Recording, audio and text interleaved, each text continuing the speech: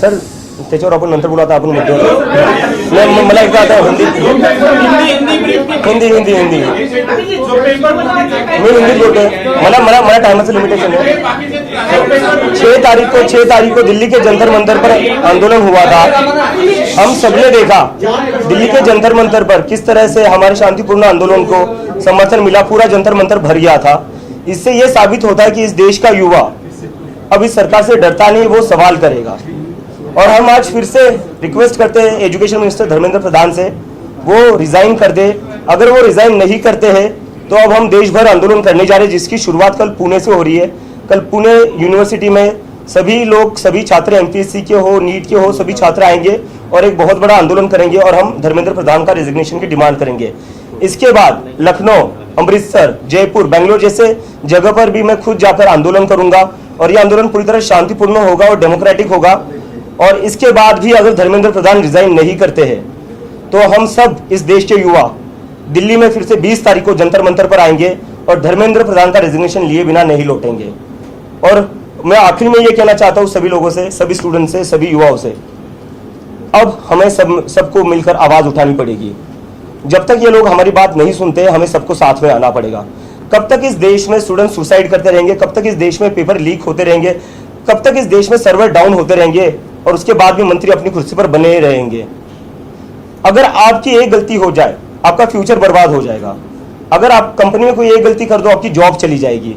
लेकिन यहाँ गलतियों पर गलतियां हुई जा रही है, लेकिन फिर भी रेजिग्नेशन नहीं हो रहा है. तो हमें कहीं ना कहीं इस देश में अकाउंटेबिलिटी फिक्स करनी पड़ेगी और उसके लिए सभी लोग हमारे आंदोलन को सपोर्ट करें. Thank you.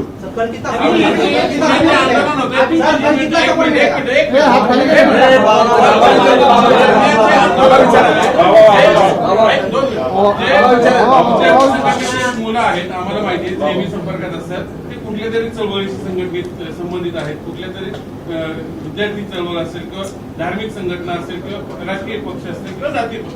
मग हे ऑर्गॅनिक जनता पार्टी, कॉंग्रेस जनता पार्टी कुठं आहे? ही सगळी कुठल्या संघटनेत काम करणारी मुलं आहेत.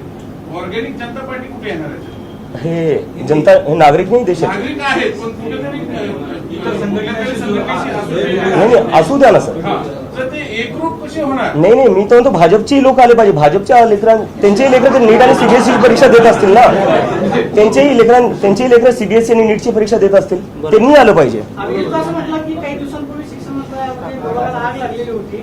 सरकारचे लोक याच्यामध्ये सहभागी असल्याशिवाय होणार नाही. म्हणजे थेट शिक्षण मंत्र्यांचा सहभाग आहे का नीट पेपर फुटी प्रकरणात? मी अजून किती क्लिअर बोलू यापेक्षा. सीबीआयकडे तुम्ही काही माहिती घेतली का या तपासाच्या संदर्भात? आणि दुसरी गोष्ट, या तपासामध्ये प्रामुख्याने जी लोक पेपर फुटीत होती ती पुण्यातली सहभागी होती, त्याच्या मागे नेमकं कोण आहे याबाबत काही तुम्ही माहिती घेतली का?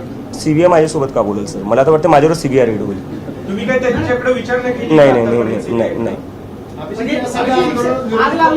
कारण तुम्ही जी भूमिका मांडताय ज्या पद्धतीने त्या पद्धतीने विरोधी पक्षाने पण मांडणार. मला वाटतं विरोधी पक्ष मांडतोय पण मीडियाने आपल्यासोबत हा म्हणजे स्वतःला प्रश्न विचारला पाहिजे, ते दाखवत का नाहीये. तुमचं मानतोय तर त्यांचं काय मानणं? नाही. तुमचं नेक्स्ट क्वेश्चन. Next question. तुम्ही असं काही पत्र व्यवहार वगैरे करत नाही, कम्युनिकेशन करत नाही, फक्त ग्राउंडवरती आंदोलन करताय, असं काही करणार आहे? मेल वगैरे कम्युनिकेशन करणार त्यांच्याबरोबर? कारण तुमच्याकडून एक हात पुढे गेल्याशिवाय त्यांच्याकडनं कम्युनिकेशन होणार नाही. सर आंदोलन हा आमचा पहिला स्टेप आहे. ते आहे तुमचा तो अधिकार आहे, परंतु काही कम्युनिकेशन करणार आहे त्यांच्याबरोबर? सर मला वाटतं त्यांना बातम्या वाचतच असतील ते, बरोबर. एवढे म्हणजे हजारो तरुण जंतर मंतरवर येत आहेत तरी ते ऐकायला तयार. तुम्हाला वाटतं ते माझ्या एका ईमेलवर राजीनामा देतील? उपद्रवी कीटक त्याच्याकडे खेळसवाड्या नजरेनं बघितलं, तुमच्या पार्टीला गांभीर्याने का घ्यावं जनतेने? झुरळ कुठं असतात सर?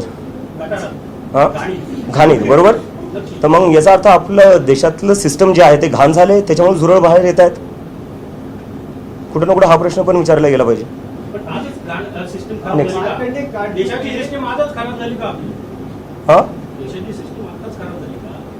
नाही आताच खराब नाही झाली आहे. आता ते ट्रिगर पॉइंट होता, ज्यांनी हे शब्द वापरले आपण त्यांना हा प्रश्न विचारावा. सुप्रीम कोर्ट के फॉर्मर जज मार्कंडे गार्गी ने सीजेपी समर्थकों को छोड़ने को बोला इसके तरफ पार्टी ज्वाइन कर. मुझे लगता है देश एक डेमोक्रेटिक कंट्री है, जिसको जो पार्टी शुरू करना चाहता है कर सकता है, उसमें कोई रोक नहीं होनी चाहिए. कल जंतर मंतर से ज्यादा सपोर्ट होगा। आगे जाके राजनीति में 2029 के लोकसभा चुनाव